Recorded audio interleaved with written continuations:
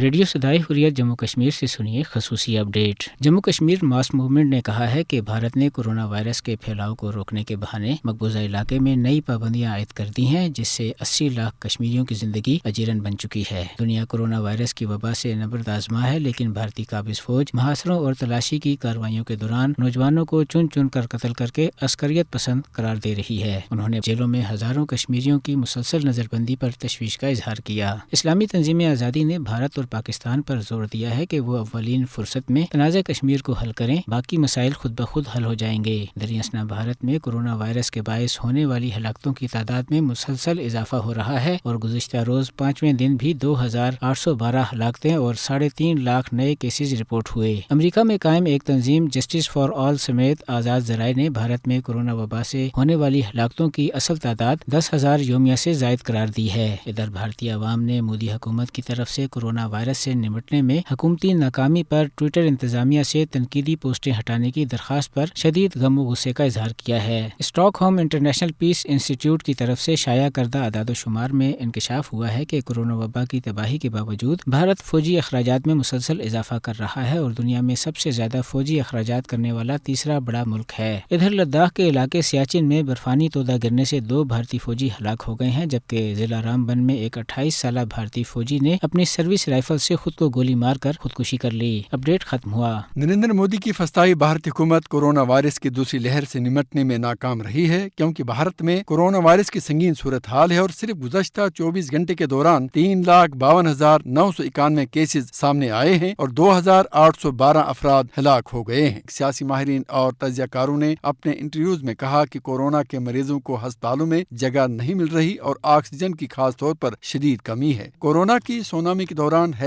ہم سانس نہیں لے سکتے بھارتی ٹویٹر پر ٹرینڈ کر رہا ہے اور بھارتی ٹی وی چینلز پر ہسپتالوں کے راہداریوں اور سڑکوں پر مریضوں کو چکر لگاتے دکھایا جا رہا ہے۔ سیاسی ماہرین اور تجزیہ کاروں نے پاکستانی وزیر اعظم عمران خان کی طرف سے بھارتی متاثرین کے لیے دکھائے گئے انسانی جذبے کی تعریف کرتے ہوئے کہا کہ پاکستانی قوم بھارت اور دنیا بھر میں کورونا وائرس کے مریضوں کی جلد صحت یابی کے لیے دعا گو ہے۔ کشمیریوں نے بھارتی مظالم کا سامنا کرنے کے باوجود اسی انسانی جذبے کا اظہار کرتے ہوئے آکسیجن فراہم کرنے والی 100 مشینیں بھارتی ریاست مہاراشٹر بھیجیں۔ سیاسی ماہرین اور تجزیہ کار سمجھتے ہیں کہ مودی حکومت کی طرف سے بھارتی ریاست اتراکھنڈ میں ہندو تہوار کمبھ میلے کے انعقاد کی اجازت کا فیصلہ بڑے پیمانے پر کورونا کے پھیلاؤ کا باعث ثابت ہوا ہے۔ مغربی بنگال میں بڑے پیمانے پر انتخابی ریلیوں کے انعقاد کی اجازت کے فیصلے نے بھارت میں پہلے سے ہی خراب صورتحال کو مزید بدتر بنا دیا۔ دی ٹائمز لندن لکھتا ہے کہ مودی کورونا کی دوسری لہر سے نمٹنے کی کوشش کر رہا ہے۔ دی گارڈین نے شہ سرخی میں لکھا کہ بھارت میں نظام صحت دھڑام سے گر گیا ہے، بھارت کورونا کے جہنم میں